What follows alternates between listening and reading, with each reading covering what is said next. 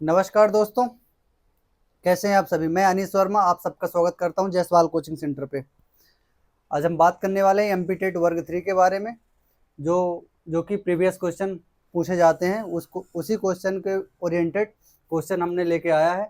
देखिएगा क्वेश्चन क्या बोल रहा है। दो रेलगाड़ी विपरीत दिशा में चल रही है, वे प्लेटफॉर्म पर खड़े एक व्यक्ति को क्रमशः 28 सेकंड और 10 सेकंड में पार करती है। वे एक दूसरे को 24 सेकंड में पार करती हैं, तो उनकी चाल का अनुपात क्या होगा। दोस्तों इसमें एलिगेशन से हम करेंगे, इस क्वेश्चन को एलिगेशन से करेंगे। अगर किसी भी दोस्त को आता है ये क्वेश्चन तो एक बार कमेंट बॉक्स पे कमेंट करके बताएंगे हमें, फिर बात कर लेते हैं आगे क्वेश्चन को कैसे करना है सॉल्व। एक बार बताएंगे सभी दोस्त। आइए देखिए क्वेश्चन क्या बोल रहा। क्वेश्चन कह रहा है दो रेलगाड़ी है, ठीक है, विपरीत दिशा में चल रही है। वो प्लेटफॉर्म पर खड़े एक व्यक्ति को क्रमशः 28 सेकंड और 10 सेकंड में पार करते एक दूसरे को, यानी एक दूसरे को ये अपनी औसत औसत चाल दोनों की है। ये मतलब 28 सेकंड में औसत समय है, ये टाइम की है, ठीक है। तो अपन को क्या करना है, एलिगेशन लगाना है। यानी 28 सेकंड एक व्यक्ति को पार करती है एक बार एक ट्रेन, और दूसरी 10 सेकंड में पार करती है। लेकिन दोनों जब एक दूसरे को पार करती हैं, यानी खुद की दूरी, इंसान हो अगर खंभा हो या किसी को भी पार करें, तो वो खुद की दूरी को यानी खुद की लंबाई को पार कर रही हैं अपनी स्पीड के अनुसार, ठीक है। तो हमारे इसमें क्या पूछा है, उनकी चाल का अनुपात ज्ञात कीजिए। दोस्त देखेंगे एक बार आप सभी ध्यानपूर्वक, और फिर बात करेंगे, है ना। एक बार देखिएगा, रफ कॉपी लेके बैठिएगा और क्वेश्चन करते चलिएगा साथों साथ, है ना। क्या बोल रहा है, एक 28 सेकंड में पार करता है और एक को 10 सेकंड में पार करता है। दोनों का औसत यानी औसत टाइम कितना ले रहा है, दोनों का जोड़ करके औसत टाइम कितना लग रहा है, 24 सेकंड। 24 सेकंड ले रहा है दोस्तों, है ना। अब इसको एलिगेशन मतलब क्या होता है बेसिकली। एलिगेशन अगर टाइम दिया है ना, टाइम दिया, अगर ए मान लीजिए कोई टाइम दिया है, किसी भी चाल का कोई टाइम दिया, मान लो कि अगर कोई 20 सेकंड में जाता है एक दूरी और एक दूरी जाती है 15 सेकंड में, इन दोनों की ओवरऑल चाल कितनी है, मतलब दोनों को 16 सेकंड में पार कर देती है या फिर 18 सेकंड में पार कर देती है दोस्त। ये मैं आपको समझा रहा हूँ, यानी 18 सेकंड में पार कर देती है। तो इसको ये जो है इसका माइनस यहाँ ले जाएंगे, मतलब 20 में से 18 घटाएंगे तो आ जाएगा 2, और 15 में से मतलब 18 में से 15 घटाएंगे तो आ जाएगा 3। ये इनका अनुपात हो जाएगा, किसका अनुपात हो जाएगा, ये इनका टाइम का अनुपात हो जाएगा। क्या आप ये बात समझ पा रहे हैं दोस्त, एक बार बताएंगे आप सभी, है ना। अब देखिए इस क्वेश्चन पे आ जाते हैं अपने। क्वेश्चन क्या बोल रहा है हमारा, क्वेश्चन पे आइए दोस्त, क्या बोल रहा है क्वेश्चन। अब इसको क्वेश्चन को कैसे करना है हमको, वही एलिगेशन चैप्टर में जब ये आपको पढ़ाया जाएगा तब आपको क्लियरिटी से ज़्यादा अच्छे समझ में आएगा। अभी तो हम PYQ चल रहे हैं, इसलिए आप समझिएगा दोस्त एक बार। 10 यानी 24 में से 10 जाएगा दोस्त 14 आ जाएगा, और 28 में से 24 जाएगा दोस्त 4 आ जाएगा। इसको अनुपात मतलब इसको काट सकते हैं, अनुपात में जितना जितना ज़्यादा कट सकता है आप काट सकते हैं। यानी 2 से कट जाएगा, एक 2 बार चला जाएगा, और 2 से कट जाएगा 7 बार। ये आपका चाल का अनुपात हो जाएगा दोस्त। क्या इतनी बात क्लियर है आप सब तक, एक बार बताएंगे आप सभी। ये आपके चाल का अनुपात हो जाएगा दोस्त। आइए नेक्स्ट क्वेश्चन देख लेते हैं। नेक्स्ट क्वेश्चन पढ़िएगा आप और इसका आंसर दीजिएगा। आप सभी दोस्त बताएंगे, एक बार इस क्वेश्चन को पढ़ेंगे और आंसर देंगे। क्वेश्चन क्या बोल रहा है देखिए दोस्त एक बार। क्वेश्चन बोल रहा है ए तथा बी एक साथ एक व्यवसाय को शुरुआत करते हैं, 3 और 5 के अनुपात में लाभ प्राप्त करते हैं। 3 और 5 के अनुपात में लाभ प्राप्त करते हैं। यदि बी 12 महीने के लिए यदि बी 12 महीने के लिए 80,000 का निवेश करता है और ए 72,000 को निवेश कितने महीने के लिए करता है। देखिए दोस्त एक बार क्वेश्चन क्या बोल रहा है, अगर ए और बी यानी 12 महीने के लिए, दोनों 12 महीने मतलब बी जो है 12 महीने के लिए, ए चलता है, ए लिख लेंगे यहाँ पर, और बी, ठीक है। अब क्या बोल रहा है क्वेश्चन, दोनों एक साथ व्यवसाय करते हैं, एक साथ व्यवसाय करते हैं, यानी ये जो है एक हमको नहीं पता कितने महीने में, कितने महीने के लिए व्यवसाय करता है हमको ये नहीं पता, उसको हम एक्स लिख लेंगे। कितने महीने के लिए करता है नहीं पता, एक्स यानी एक्स, मान ले कि एक्स महीने के लिए करता है वो व्यवसाय, है ना। ए को क्या बोलता है, ये 72,000 रुपये लेके आता है, 72,000 रुपये लेके आया ये, देखेंगे एक बार ध्यानपूर्वक दोस्त। और 80,000 रुपये का निवेश कौन करता है, बी। 80,000 का निवेश कौन करता है दोस्त, बी। और कितने महीने के लिए, 12 महीने के लिए करता है दोस्त, 12 महीने के लिए। अब इनके लाभ का अनुपात कितना दिया हुआ दोस्त, यहाँ पे देखिएगा आप, एक मिनट, क्वेश्चन पे 3:5 के अनुपात में लाभ का अनुपात दिया हुआ है दोस्त। क्या इतनी बात क्लियर है आप सब तक, एक बार बताएंगे आप सभी। अब इसको ये 3 0 से 3 0 कट जाएगा दोस्त, अब 12 से ये 6 बार चला जाएगा, और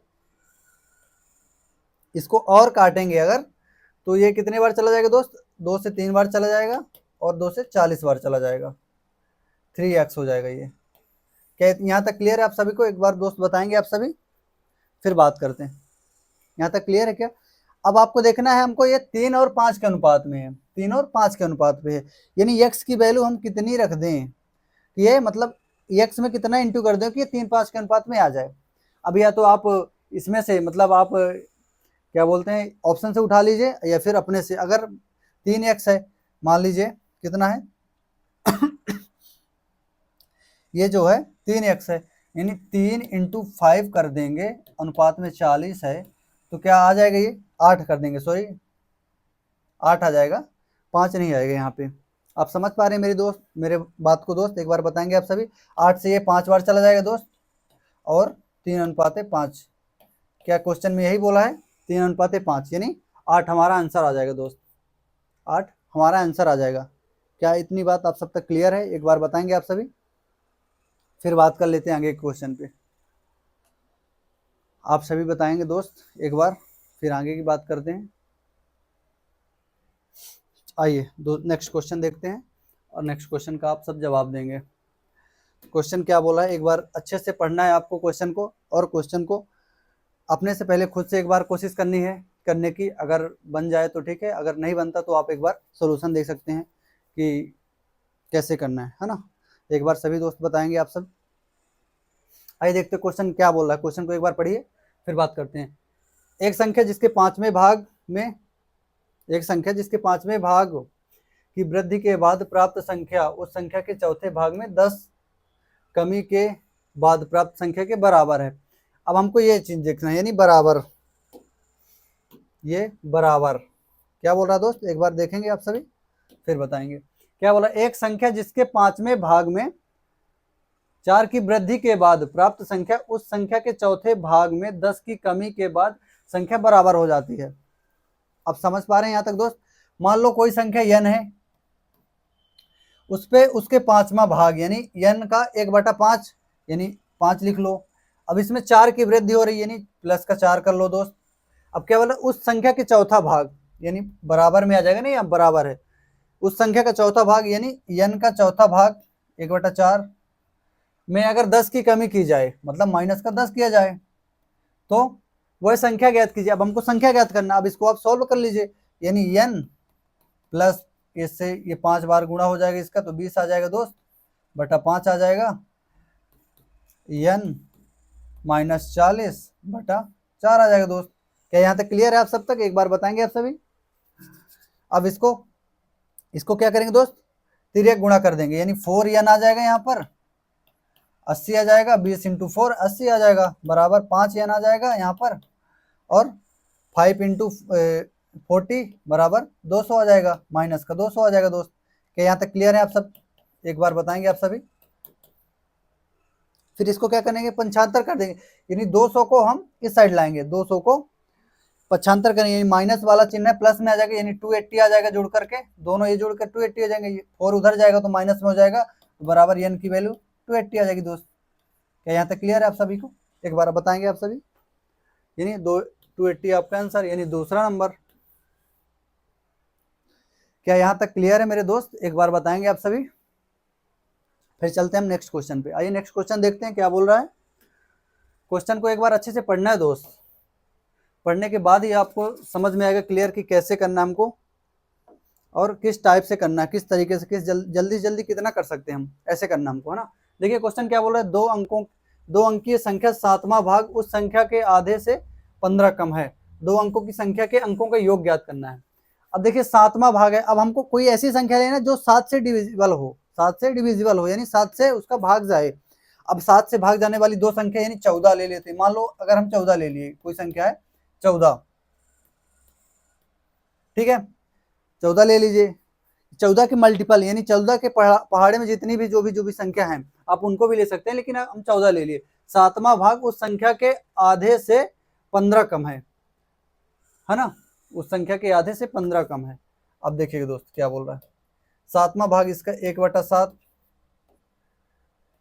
क्या यहाँ तक क्लियर है आप सभी को? एक बार बताएंगे आप सभी। सातवां भाग उस संख्या के आधे से 15 कम है, आधे से 15 कम है, आधा इस संख्या का आधे से 15 कम है। एक बार बताएंगे आप सभी दोस्त, क्या यहाँ तक बात क्लियर है आप सभी को? फिर चलते हैं,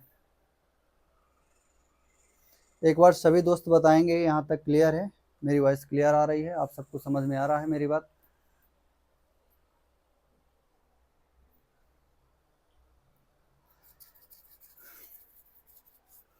आइए दोस्त आगे देखिए, यानी कितना आ जाएगा यहाँ पे, सातवां भाग यानी 2 आ जाएगा, यानी 2 यूनिट आ जाएगा दोस्त।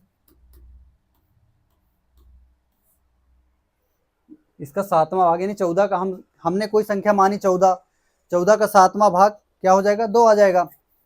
अब 2 आने पे अंतर इनका 7 है। क्या बोल रहा है क्वेश्चन, क्या बोल रहा है क्वेश्चन, यानी उसके आधे से 15 कम है, उसके आधे से 15 कम है। अब जो 15 कम है आधे से यानी आधा इसका 7 हो जाएगा, 2 यूनिट आ रहा है यानी 2 आ जाएगा। इसका अंतर आ रहा है हमारा, कितना अंतर आ रहा है, 5 आ रहा है। अंतर कितना आ रहा है, 5, लेकिन क्वेश्चन पे क्या बोल रहा है, 15 आ रहा है। क्वेश्चन पे कितना बोल रहा है दोस्त, 15 आ रहा है, यानी 15, 5 बराबर 15, यानी एक की वैल्यू आ जाएगी 3, एक की वैल्यू 3 आ जाएगी। अब हमने क्या संख्या मानी थी, 14 मानी थी, तो 14 इंटू 3 कर देंगे दोस्त, 14 इंटू 3 कर देंगे, 14 त्रिक 42। ये संख्या हो जाएगी, वो संख्या है जो जिसका दो अंकों की संख्या यानी 7 का भाग करेंगे इसमें, फिर माइनस का 15 करेंगे तो आधा हो जाएगा, मतलब आधे का 15 करेंगे तो 15 कम हो जाएगा। आप समझ पा रहे हैं मेरी दोस्त, मेरे बात को समझ पा रहे हैं दोस्त? अब क्या बोला क्वेश्चन, दो अंकों का योग ज्ञात करना है। योग, इनका योग कितना होगा दोस्त, कितना होगा, 4 + 2 बराबर 6 आ जाएगा। क्या तक क्लियर दोस्त, एक बार आप सभी बताएंगे।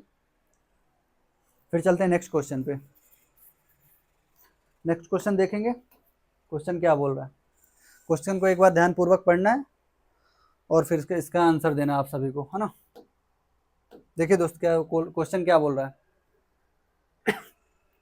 एक कमरे की 4 दीवारों को प्लास्टर करने की लागत 25 है, लंबाई चौड़ाई और ऊंचाई दोगुना हो तो कमरे का प्लास्टर कितना लागत लगेगा, कमरे के प्लास्टर को कितनी लागत लगेगी? क्या आप सभी इसको बता पाएंगे? एक बार बताएंगे आप सभी, जिन भी दोस्त से बन रहा है ये क्वेश्चन, एक बार आप कमेंट बॉक्स पे आंसर दीजिएगा, फिर हम बता रहे हैं आप सभी को। एक बार बताएंगे आप सभी दोस्त।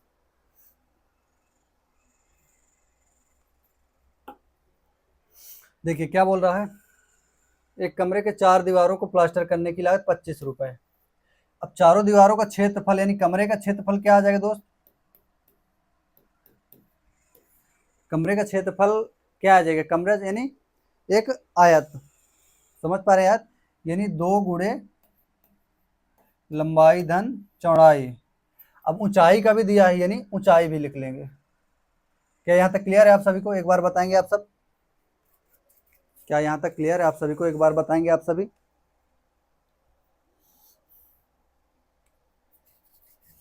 सभी दोस्त एक बार बताएंगे आप सभी, यानी अब चारों दीवारों को ले लिए, यानी ये क्या बोल रहा है, 4 दीवार। अब ये 4 मतलब दोगुना करना है इसको, अब दोगुना करेंगे तो इसको क्या हो जाएगा दोस्त, 2l + b इंटू 2 हाइट, यानी टोटल कितना आ जाएगा दोस्त, 4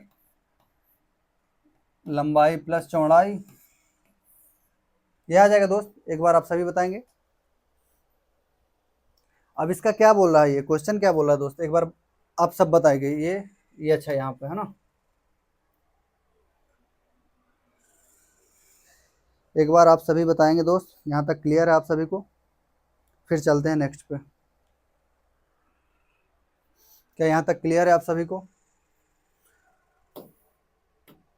एक बार देखेंगे इसको, ये जब इसको दो गुना करेंगे दोस्त तो 2 × 2l प्लस 2b × 2h आ जाएगा, ऐसे करेंगे। और जब इसको दो, ये जो दो हैं दो ठो, ये बाहर आ जाएगा, 2 × 2 4 आ जाएगा दोस्त। और इसका क्या आ जाएगा, 2 × 2 4 आ जाएगा। और इसको क्या लिखेंगे, l प्लस b × 2 हाइट × 2 करके, हाइट वाला ये भी तो 2 है दोस्त, ये इसको भी तो देखिए, तो 2 हाइट ये आ जाएगा। अब क्या बोल रहा है, क्षेत्रफल इसके, लागत इसकी 25 है, यानी टोटल क्षेत्रफल का ये 25 है। 25 बराबर 2, यानी क्षेत्रफल इसका, क्षेत्रफल कितना, क्षेत्रफल की लागत कितनी लगी है आपको, लंबाई प्लस चौड़ाई इंटू एच, इतना है ये 25 बराबर। तो यहाँ तक क्लियर है दोस्त? एक बार सभी बताएंगे। तो यहाँ पर क्या आ जाएगा दोस्त, 4 × 25 बराबर कितना आ जाएगा दोस्त, 100 आ जाएगा। कितना रुपए लगेगा, 100 रुपए लगेगा दोस्त, ये आपका आंसर आ जाएगा। क्या यहाँ तक क्लियर है आप सभी को? एक बार बताएंगे आप सब, फिर चलते हैं नेक्स्ट क्वेश्चन पे। नेक्स्ट क्वेश्चन पे आइए, देखते हैं क्वेश्चन क्या बोल रहा है। ये देखिए क्वेश्चन एक बार अच्छे से पढ़ेंगे फिर बात करेंगे, है ना। 2602 भागों में ब्याज पर दिए गए यदि 5% वार्षिक दर से 3 वर्ष में पहले भाग का साधारण ब्याज, 4% वार्षिक दर से 6 वर्ष में दूसरे भाग का साधारण ब्याज के बराबर है, तो दूसरा भाग कितना होगा? एक बार बताएंगे आप सभी दोस्त, फिर आगे करते हैं इसको कैसे करना है। क्या आप समझ पा रहे हैं मेरी बात को दोस्त? देखिए इसको अनुपात के, मतलब ये क्या बोल रहा है क्वेश्चन, अगर ये मतलब दो भागों को ब्याज पर दिया गया है, यानी क्या बोल रहा है, 5% और 3 वर्ष के पहले, मतलब 3 वर्ष में पहले भाग दिया गया है और 6 वर्ष के लिए दूसरा भाग दिया गया है। 3 वर्ष के लिए पहला भाग दिया गया है और 6 वर्ष के लिए दूसरा भाग दिया गया है। अब क्या बोलते हैं, अगर रेट और टाइम का गुणनफल है, रेट और टाइम का गुणनफल है, तो इसका जो P1 इंटू, मतलब क्या बोलते हैं, प्रिंसिपल इसका 1 अनुपात में आ जाएगा, मतलब व्युत्क्रमानुपाती हो जाएगा, यानी 1/R1। रेट कितना है हमारा, R1 × T1 हो जाएगा, यानी टाइम, फर्स्ट टाइम, अनुपात में क्या आ जाएगा दोस्त, व्युत्क्रम में आ जाएगा, तो R2 × T2 आ जाएगा। ऐसे करना हमको अनुपात से, हालांकि आप दूसरे विधि से भी कर सकते हैं, पर ये ज़्यादा इजी पड़ेगी आपको। 5 से आ जाएगा 15 बार, ये 5 और 3 का इंटू होगा 15 आ जाएगा, यानी 1/15 अनुपात में 6 को 24, 4 और 6 का गुणा होगा तो 24 आ जाएगा, 1/24। क्या यहाँ तक क्लियर है? अब 24 इधर आ जाएगा दोस्त और 15 इधर चला जाएगा, तिर्यक गुणा हो जाएगा इन दोनों का, तो 15 इधर आ जाएगा। अब इसको 3 से काट लेंगे दोस्त, 3 से 8 बार जाएगा और 3 से 5 बार जाएगा। ये दो भाग हैं। क्या यहाँ तक क्लियर है सभी दोस्त? बताएंगे एक बार। 8 अनुपात 5, ये दो ठो भाग हैं आपके। अब ये क्या बोल रहा है, दो भागों को हम 2600, यानी 2600 में दो भाग यानी जोड़ करके दोनों भाग को, यानी 2600 जो है 1300 में बांटेंगे तो ये 13 का 2 गुना, यानी 200 आ जाएगा। एक की वैल्यू 200 आ जाएगी, तो क्या बोल रहा है, दूसरा भाग कितना है, दूसरा भाग यानी 5 है, इंटू 200 कर देंगे दोस्त, आ जाएगा 1000 आंसर आपका। क्या यहाँ तक क्लियर है दोस्त? आप सभी बताएंगे एक बार, आप सभी बताएंगे दोस्त एक बार, क्या यहाँ तक क्लियर है मेरी बात? फिर आते हैं नेक्स्ट क्वेश्चन पे। नेक्स्ट क्वेश्चन क्या बोल रहा है, देखिए क्या बोल रहा है क्वेश्चन।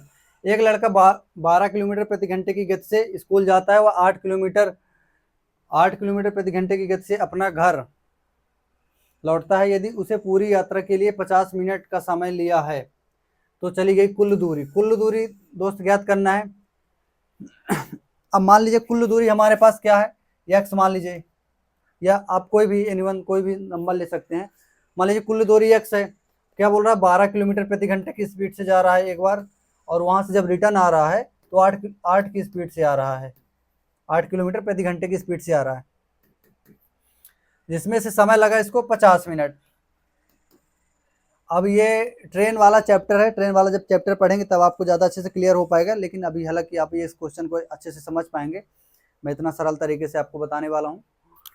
ये 50 मिनट है। 50 हमेशा अगर मिनट को घंटे में कन्वर्ट करना है, अगर मिनट को आवर्स में लिखना है तो इसके बटे में 60 लिख दो। अगर घंटे को, अगर 1 घंटा है तो इसके इंटू में मिनट में कन्वर्ट करना है तो इंटू 60 कर दो। 60 मिनट का 1 घंटा होता है। क्या समझ पा रहे हैं मेरी बात को? 60 मिनट का 1 घंटा होता है। इसीलिए हम क्या करेंगे, इसमें जो 50 है इसको हमको घंटे में कन्वर्ट करना है, क्योंकि ये किलोमीटर प्रति घंटे में दिया हुआ है टाइम, किलोमीटर प्रति घंटे में दिया हुआ है, यानी 60 करेंगे नीचे। अब इसका हम एलसीएम लेंगे, 12 और 8 का एलसीएम 24 आ जाएगा दोस्त, 3x आ जाएगा। अब 12 से 2 बार 2x आ जाएगा, सॉरी 12 से 2 बार आएगा, 12 से 2 बार आ जाएगा 2x,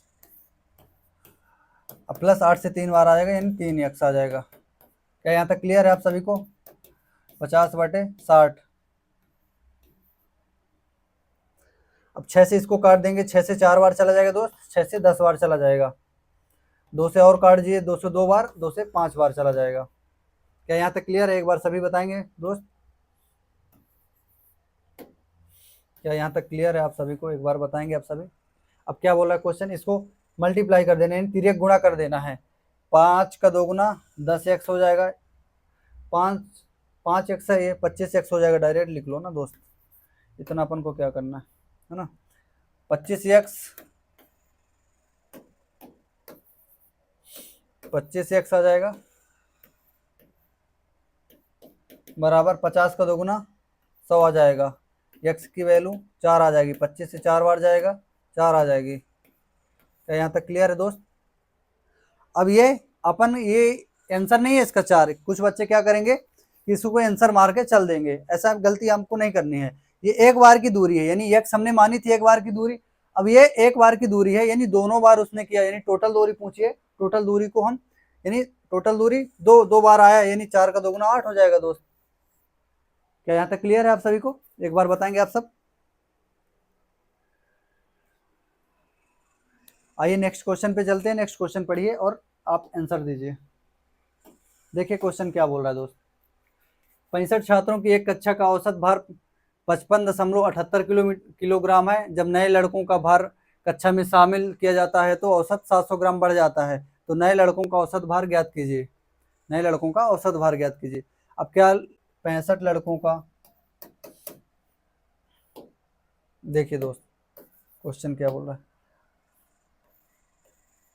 65 लड़कों का औसत भार 55.78 किलोग्राम है, इसका टोटल निकल आएगा। अब क्या बोल रहा है, जब एक नया लड़का, नए लड़के का भार कक्षा में शामिल किया गया, यानी नया लड़का एक शामिल हुआ, यानी 65 से 66 लड़के हो गए, इंटू उसमें क्या बोल रहा है कि इसमें औसत में 700 ग्राम बढ़ गया, औसत में 700 ग्राम बढ़ गया, यानी 55 है ये .78, तो 700 ग्राम बढ़ेगा दोस्त। तो क्या होगा इसमें, देखिएगा आप, 0 आ जाएगा, 8 आ जाएगा, 7 दूनी 14 आ जाएगा, दशमलव आ जाएगा, 5 1 6 आ जाएगा, क्योंकि कैरी था वहाँ पे, और 5 आ जाएगा, यानी कितना आ रहा है 5648। जीरो को हम, दशमलव के बाद कोई संख्या अगर 0 है तो उसको 0 को नहीं लिखते हैं, यानी 5648। थोड़ा ये कैलकुलेटिव है दोस्त, पर आपको कैलकुलेशन करना पड़ेगा इस क्वेश्चन, ऐसे क्वेश्चनों में बिना कैलकुलेशन का कोई ऑप्शन नहीं है कि बिना कैलकुलेशन के आप कर सकें। इन दोनों का गुणा करेंगे आप सभी, इन दोनों का गुणा करने के बाद आपको क्या बोल रहा है, बच्चे का वो निकालना है ना। इन दोनों का गुणा करने के बाद आपको इसको, इसमें संख्या, ये संख्या जो भी आए, इसका जो भी आए इसको घटाना है इससे, यानी ये इसमें ज़्यादा आएगा, इससे घटाएंगे इसको। फर्स्ट, मैं फर्स्ट सेकंड नाम दे देता हूँ, ठीक है, फर्स्ट और सेकंड। आप इसको कमेंट बॉक्स पे बताएंगे, आंसर देंगे इसका, ठीक है। फर्स्ट वाले का, यानी फर्स्ट वाली संख्या से सेकंड वाली संख्या को घटाएंगे जब आप, तो इसका आंसर कुछ भी मतलब आ जाएगा, आंसर आ जाएंगे इस संख्या से। जब जो गुणा करने पर जो भी संख्या आएगी, इसको गुणा करने पर जो भी संख्या आएगी, इस संख्या से घटाना है आपको। जो भी इसका आंसर आएगा, आप उसको माइनस करने के बाद आपका आंसर आ जाएगा। लगभग मैं बता देता हूँ आपको, इसको क्वेश्चन आप सॉल्व करके बताएंगे इसको। हालांकि आंसर ये है 102 किलोग्राम का वो बंदा है, जो भी आया है वो बंदा 102 किलोग्राम का है ना। जब आप इसको मल्टीप्लाई करेंगे तब आपको क्लियर हो जाएगा। समझ पा रहे हैं दोस्त यहाँ तक? चल आइए नेक्स्ट क्वेश्चन पे चलते हैं और आगे क्वेश्चन देखते हैं क्या कह रहा क्वेश्चन। क्वेश्चन नंबर 9 है दोस्त, एक बार आप पढ़िए सब लोग, फिर एक बार आप बताएंगे। इस क्वेश्चन का आंसर दीजिए आप, तब तक मैं थोड़ा पानी पी लेता हूँ।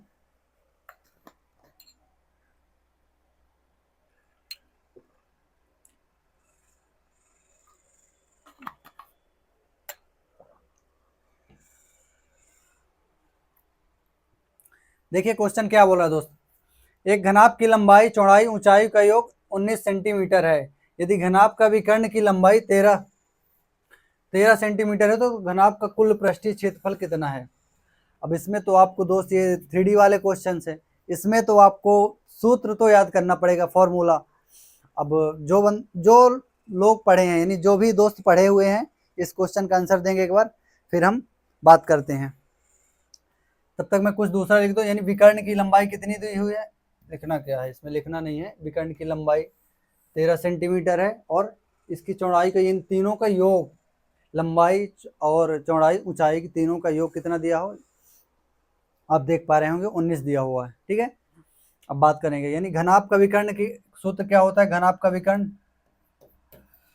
घनाभ का विकर्ण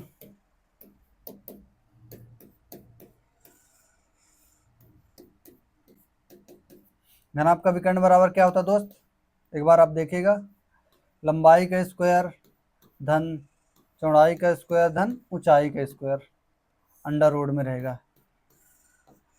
ये घनाभ का विकर्ण का सूत्र होता है। ठीक है, अब घनाभ का पृष्ठीय क्षेत्रफल हमसे क्या पूछा दोस्त, कुल पृष्ठीय क्षेत्रफल, यानी टोटल सरफेस एरिया पूछा हमसे। तो टोटल सरफेस एरिया का क्या सूत्र होता है दोस्त, एक बार बताएंगे आप सभी। घनाभ का 2 क्षेत्रफल, टोटल सरफेस एरिया है ना, इसका सूत्र होता है 2 गुणे लंबाई इंटू चौड़ाई गुणे चौड़ाई इंटू ऊंचाई गुणे ऊंचाई इंटू लंबाई, ये सूत्र होता है। क्या यहाँ तक क्लियर है आप सभी को, एक बार बताएंगे आप सब। क्या यहाँ तक क्लियर है आप सभी को, एक बार बताइएगा आप सब।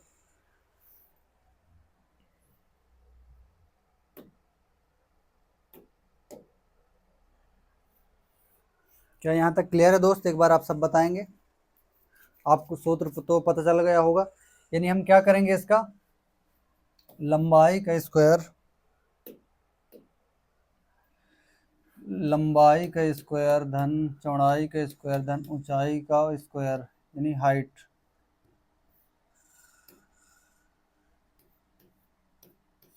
बराबर 13 का स्क्वायर कर देंगे।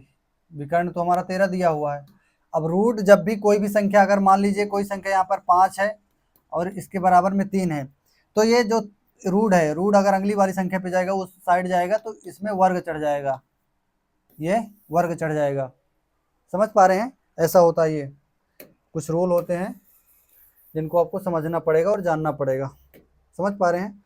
अब लंबाई का स्क्वायर धन चौड़ाई का स्क्वायर धन ऊंचाई का स्क्वायर बराबर 13 का स्क्वायर कितना होता है, 169।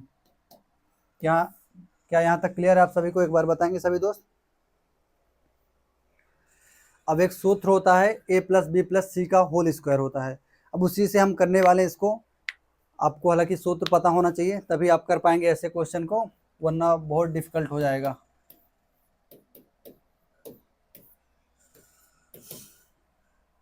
इसका सूत्र यही नहीं, लंबाई चौड़ाई और ऊंचाई, हमको यही मानना है, लंबाई चौड़ाई और ऊंचाई, या तो a प्लस बी प्लस सी लिख लीजिए, या तो लंबाई चौड़ाई ऊंचाई लिख लीजिए, जो आपकी इच्छा हो आप लिख लीजिए। ठीक है दोस्त,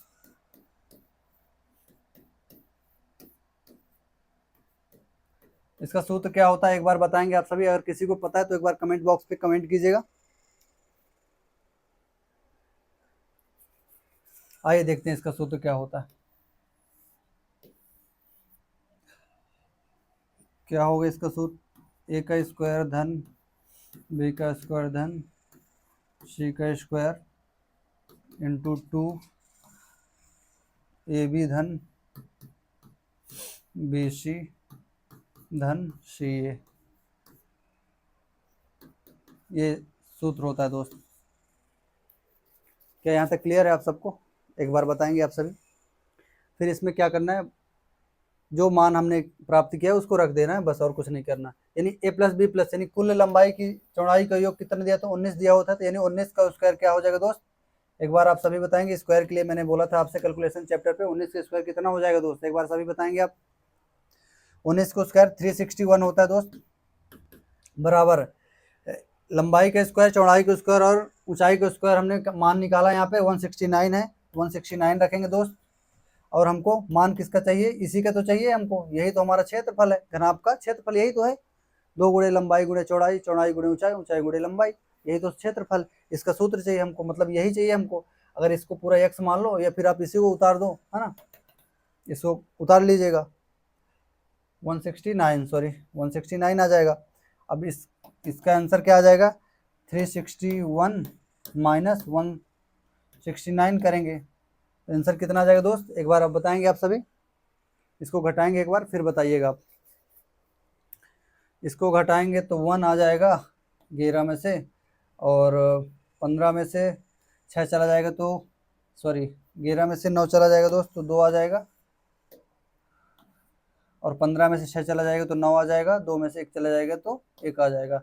इसका सेंटीमीटर स्क्वायर में लिखेंगे, ये आंसर आ जाएगा आपका 2 नंबर। क्या यहाँ तक क्लियर है? आइए नेक्स्ट क्वेश्चन देखते हैं और आगे करते हैं। देखिए क्वेश्चन क्या बोला दोस्त। यदि एक शंकु की ऊंचाई शंकु की त्रिज्या की 3 गुनी है तो तब त्रिज्या पदों की इकाई यानी तिर्यक ऊंचाई हमको यल ज्ञात करना है। यल यानी तिर्यक ऊंचाई हमको ज्ञात करना है। एक शंकु बना देता हूं मैं, ये शंकु हो गया, ठीक है। अब क्या बोला, इसकी त्रिज्या शंकु की त्रिज्या की 3 गुनी है ऊंचाई जो है, शंकु की त्रिज्या की 3 गुनी है शंकु की ऊंचाई, यानी यच की बात कर रहा है। यच यहाँ से यहाँ तक, ठीक है, त्रिज्या यहाँ से लेकर यहाँ तक त्रिज्या आर हो गई। इसका यल यानी तिर्यक ऊंचाई इसकी बात कर रहा है। क्या यहाँ तक क्लियर है आप सबको? एक बार बताएंगे। तिर्यक ऊंचाई, अब यल का सूत्र होता है इसका रूट में आर का स्क्वायर इंटू एच का स्क्वायर होता है। आर का स्क्वायर इंटू एच का स्क्वायर होता है तिर्यक ऊंचाई के लिए। क्या यहाँ तक क्लियर दोस्त? एक बार सभी बताएंगे फिर आगे बढ़ते हैं। अब क्या करेंगे, क्या बोल रहा है, शंकु की त्रिज्या 3 गुनी है किसकी? ऊंचाई की। ऊंचाई की यानी एच बराबर त्रिज्या 3 गुनी है 3r है, यानी एच बराबर हम 3r लिख सकते हैं दोस्त। एच बराबर 3r लिख सकते हैं, यानी यल बराबर हो जाएगा आर का स्क्वायर धन 3r का यानी 9 आ जाएगा, आर का स्क्वायर हो जाएगा दोस्त। यहाँ तक क्लियर है?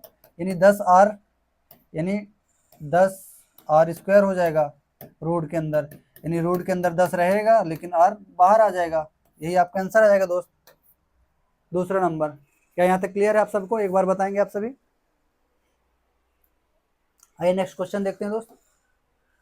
नेक्स्ट क्वेश्चन क्या बोल रहा है, एक विद्यालय के सभागार में 2/7 लड़कियां हैं, यदि लड़कों की संख्या लड़कियों की संख्या से 111 अधिक है, 111 अधिक है। एक मिनट दोस्त, हाँ यही क्वेश्चन, 111 अधिक है तो विद्यालय के सभा भर में कुल कितनी लड़के हैं, यानी लड़कों की संख्या पूछा दोस्त। आइए देखते हैं, लड़कों की संख्या पूछा है, बात करते हैं। क्या बोल रहा है, 2/7 यानी टोटल 7 हैं, 7 में से 2 लड़कियां हैं। टोटल हमारे पास 7 लोग हैं, 7 में से अगर 2 लड़कियां हैं यानी गर्ल तो 5 बॉय होंगे, 5 बॉय होंगे, तभी तो टोटल इनका 7 होगा। अब क्या बोल रहा है, लड़कियों और लड़कियों की संख्या से अधिक है, लड़कों की संख्या लड़कियों की संख्या से अधिक है। अब इसमें देखना भाई कितना अधिक है, 3 अधिक है। यहाँ पे तो बोल रहा है दोस्त 111 अधिक है, 3 बराबर 111, यानी 1 की वैल्यू कितनी आ जाएगी, 3 3 कहीं 9, 3 7 21, 1 की वैल्यू 37 आ जाएगी मेरे दोस्त। क्या यहाँ तक क्लियर है आप सबको? एक बार बताएंगे आप सब। अब 1 की वैल्यू 37 है अगर, तो दो की वैल्यू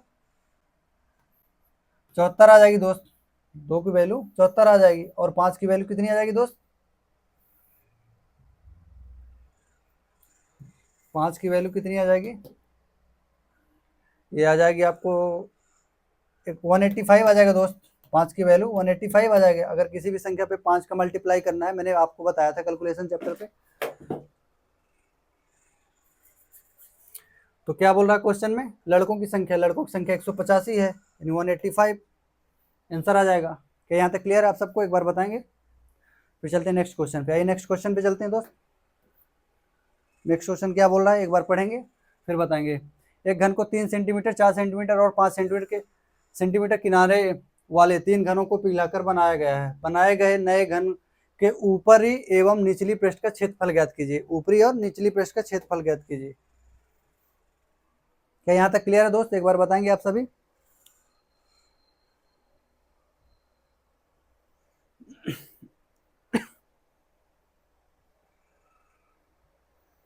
क्या यहाँ तक आप सबको क्लियर है, एक बार बताएंगे आप सभी। देखिए क्वेश्चन क्या बोल रहा है। एक घन है, घन का 3, 4 और 5 सेंटीमीटर किनारे वाले 3 घनों को पिघलाकर बनाया गया है। एक घन के ऊपरी एवं निचली पृष्ठ का क्षेत्रफल ज्ञात कीजिए। निचली और ऊपरी पृष्ठ का क्षेत्रफल ज्ञात कीजिए, यानी तीनों का। अब इसका स्क्वायर, घन का क्षेत्रफल क्या होता है, घन का क्षेत्रफल बराबर ए क्यूब होता है दोस्त। और क्या बोल रहा है, इसका ऊपरी और निचली, यानी हमको वर्ग का पता करना है क्षेत्रफल। वर्ग का क्षेत्रफल क्या होता है दोस्त, वर्ग का क्षेत्रफल ए स्क्वायर होता है। क्या यहाँ तक क्लियर है आप सभी को, ए क्यूब है ये। क्या यहाँ तक क्लियर है आप सभी को, एक बार बताएंगे आप सब सभी दोस्त, एक बार बताएंगे आप सभी, फिर बात कर लेते हैं।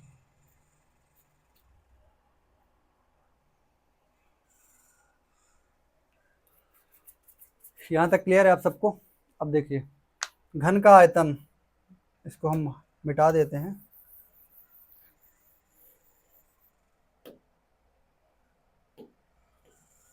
घन का आयतन यानी टोटल घन का आयतन, घन का आयतन, घन का आयतन लिखेंगे यहाँ पर।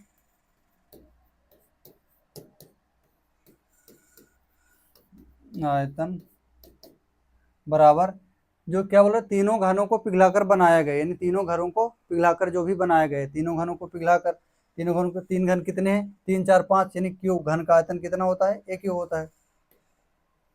क्या यहाँ तक क्लियर दोस्त, घन का आयतन एक क्यूब होता है। एक क्यूब यानी 3 का क्यूब प्लस 4 का क्यूब प्लस 5 का क्यूब। आप इनको, इन सबको क्यूब जानते होंगे, अगर आपने याद कर लिया होगा तो आपको पता ही होगा। हालांकि 3 त्रिकाई 9 आ जाएगा, 3 का क्यूब आ जाएगा 27 दोस्त, 4 का क्यूब आ जाएगा 64 और 5 का क्यूब आ जाएगा 125, 125। अब इन सबको योग करेंगे, योग में देखेंगे कितना आ रहा है। एक बार सभी दोस्त बताएंगे इसका योग कितना आ रहा है। 5, 4, 9, 9, 7, 16, 16 की 6, हासिल 1 आ जाएगा दोस्त। 6, 2, 8, 8, 2, 10, 10, 1, 11 की 1 आ जाएगी और हासिल का 1 आ जाएगा, 1 और 2 यानी 216, 216 आ रहा है। क्या यहाँ तक क्लियर है आप सभी को। भुजा का क्यूब होता है ये, यानी ए क्यूब होता है। ए की वैल्यू क्या आ जाएगी, 6 आ जाएगी। ए की वैल्यू कितनी आ जाएगी, 6 आ जाएगी दोस्त। क्या यहाँ तक क्लियर है, ए की वैल्यू 6 आ जाएगी। अब जब ए की वैल्यू 6 आ गई, हमने निकाल लिया ए की वैल्यू 6, यानी दोनों दो वर्ग हैं, यानी दो ऊपरी पृष्ठ और निचला पृष्ठ। ऊपरा पृष्ठ ऐसा होगा, देखिए ये घन है आपका, ठीक है। अब ये ऊपर का पृष्ठ, मैं दूसरे कलर से दिखा देता हूँ आपको, ये ऊपर का पृष्ठ, इसकी बात कर रहा हूँ मैं, ये ऊपर वाला पृष्ठ और ये नीचे वाला पृष्ठ, इसकी बात, यानी दोनों का क्षेत्रफल ज्ञात करना। ऊपर क्षेत्रफल क्या होता है, ए का स्क्वायर होता है। ये एक हिसाब से ये तो वर्ग हो गया ना, वर्ग का स्क्वायर क्या होता है, वर्ग का क्षेत्रफल क्या होता है, ए स्क्वायर, यानी 36 आ जाएगा। अब निचले वाले का भी ज्ञात करना है, यानी दोगुना कर दो इसको, यानी 36 दूनी 72, ये आपका आंसर आ जाएगा दोस्त, 72 वर्ग सेंटीमीटर। क्या यहाँ तक क्लियर है आप सभी को। आइए नेक्स्ट क्वेश्चन पे चलते हैं और आगे बढ़ते हैं, है ना।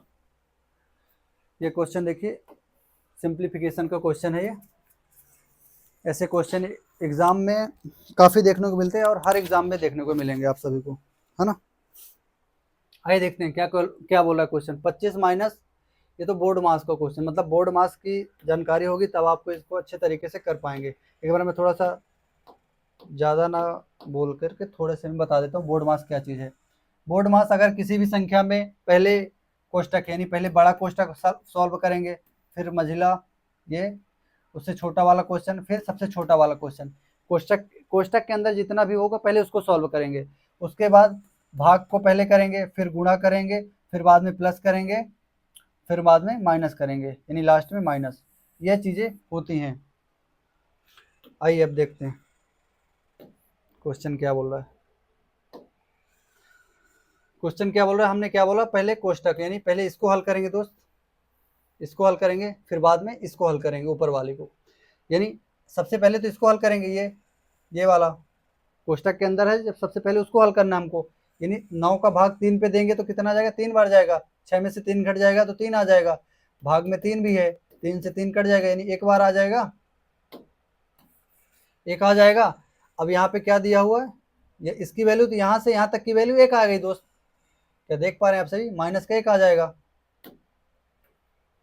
अब इसको 3 से भाग देंगे इसको 2 बार, तो 2 बार चला जाएगा तो 2 आ जाएगा। अब इसको ये पूरा सॉल्व करेंगे, यानी 2 - 1 है तो यानी एक आ जाएगा, इसका एक आ जाएगा, ठीक है। अब इसमें माइनस है, बाहर भी माइनस है तो माइनस लगाएंगे, 24 माइनस यहाँ पे 24 आ जाएगा, 24 का -1 करेंगे तो आ जाएगा कितना, 23 आ जाएगा दोस्त। बाहर भी माइनस है, 23 माइनस 25 करेंगे तो 2 आ जाएगा। क्या यहाँ तक क्लियर है दोस्त, एक बार आप सभी बताएंगे। दोस्त जो ये क्वेश्चन आपको दिख रहा है, इस क्वेश्चन को आप कमेंट बॉक्स पे कमेंट कीजिएगा इसका आंसर, जो भी नेक्स्ट क्लास आएगी हम उस पर अच्छे अच्छे और प्रीवियस क्वेश्चन लेकर आएंगे। इसी के साथ में आज मैं आपके साथ में एक शायरी पेश करने वाला हूँ, आप सुनिएगा और थोड़ा गौर कीजिएगा। तुझ तुमसे तुमसे किसने कहा कि मैं दगा करता हूँ, तुमसे किसने कहा कि मैं दगा करता हूँ, अगर करने पे आ जाऊँ तो सिर्फ वफ़ा करता हूँ, अगर करने पे आ जाऊँ तो सिर्फ वफ़ा करता हूँ, क्या अगर करने पे आ जाऊँ तो सिर्फ वफ़ा करता हूँ, क्या वो सब बातें तुझे सुनाई देती हैं, क्या वो सब बातें तुझे सुनाई देती हैं जो मैं तेरी तस्वीरों से किया करता हूँ। ठीक है दोस्तों, नमस्कार, आप सब ख्याल रखिए अपना और मस्त रहिए, मुस्कुराते रहिए। जय हिंद।